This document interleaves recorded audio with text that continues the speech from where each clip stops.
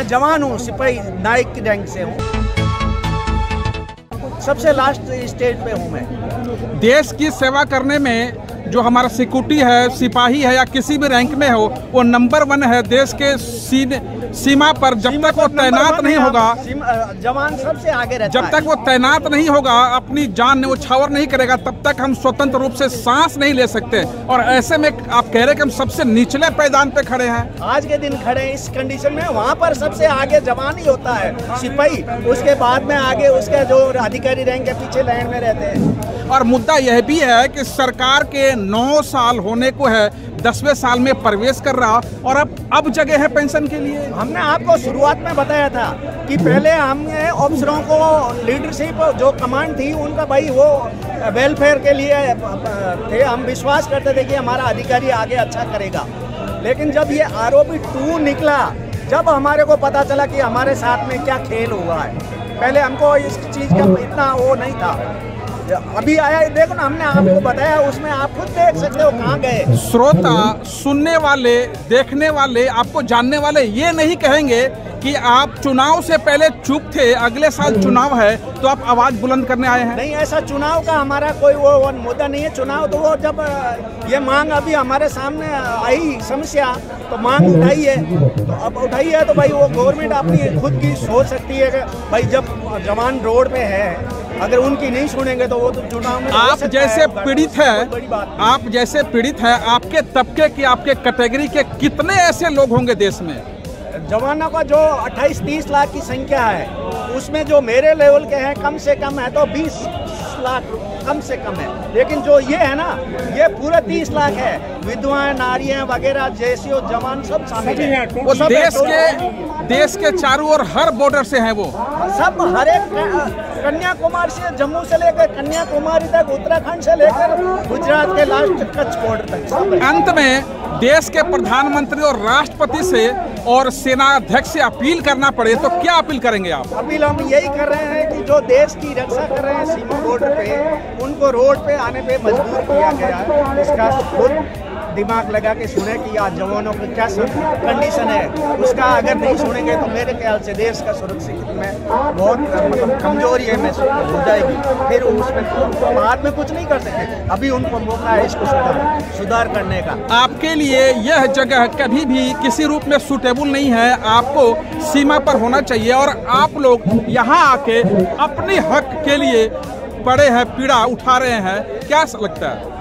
वो तो आप खुद महसूस सोच सकते हैं, महसूस कर सकते हैं। सब बुद्धिजीवी लोग हैं, वो भी देख सकते हैं कि इससे क्या होता है। वो तो मजबूरी है हमारी, जब यहाँ आना पड़ा हमारे, नहीं तो आज तक तो नहीं आया। अच्छा, आपको लगता है कि आपकी आवाज़ संसद तक जाएगी या फिर सरकार सुनेगी भी? आवाज़ तो जा रही है। 20 फरवरी से हम बैठे हैं, डेली आवाज़ जा रही है।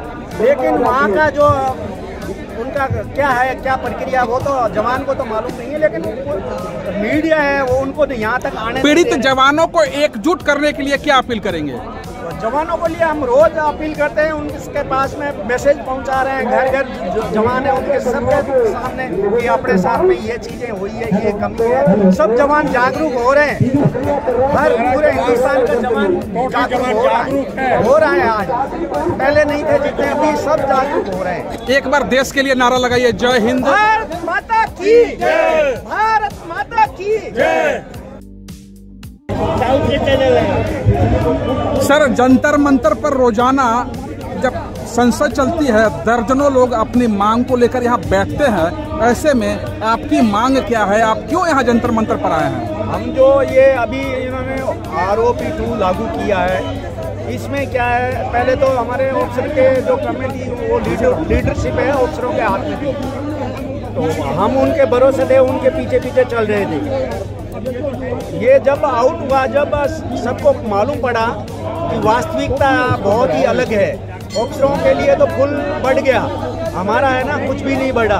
तो हम आपको पहले नंबर पॉइंट से लेते हैं, जो 2006 से इन्होंने जवानों पर जैशों का पैर काटना शुरू कर दिया।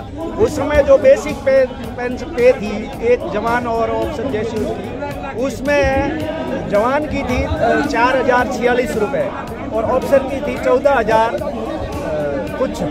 तो उनको उन्होंने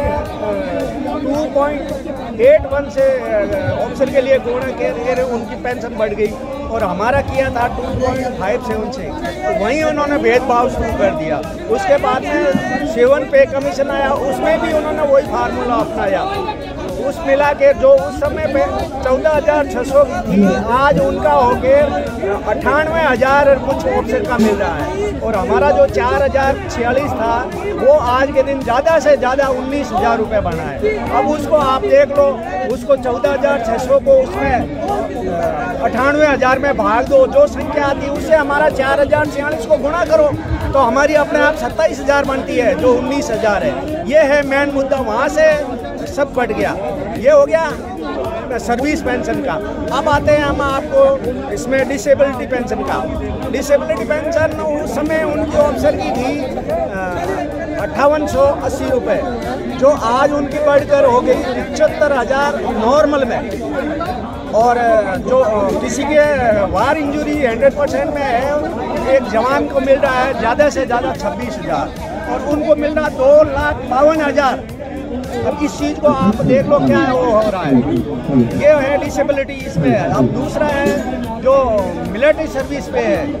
मिलिट्री सर्विस पे में गवर्नमेंट ने जो यूरोपियन से लाए थे फार्मूला, सबके लिए इक्वल था, कोई उसमें भेदभाव वो नहीं थी, कोई भेदभाव की वो नहीं थी। तो उन्होंने क्या किया, अपनी मर्जी से जवान जैसे को तो 5200 रुपये दिए और अपना इन्होंने ले लिया 15,500।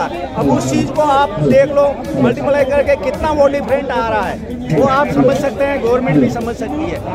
उस फिर ले लीजिए आप ROP 2 का जो 1 रैंक 1 पेंशन है, वो 35 से 45 साल में रिटायर्ड होते हैं उनके लिए है, नहीं कि जो 50 एंड अबव 60 साल के रिटायर हैं उनके लिए लागू भी नहीं थी। चलो उनको दे दी गवर्नमेंट पे, हमको कोई एतराज़ नहीं है, लेकिन जवानों का और जैसे का है बहुत ही उसमें बढ़ोतरी। एक ऊँट के मुंह में जीरा क्या मायना रखता है, वो चीज़ हो गई।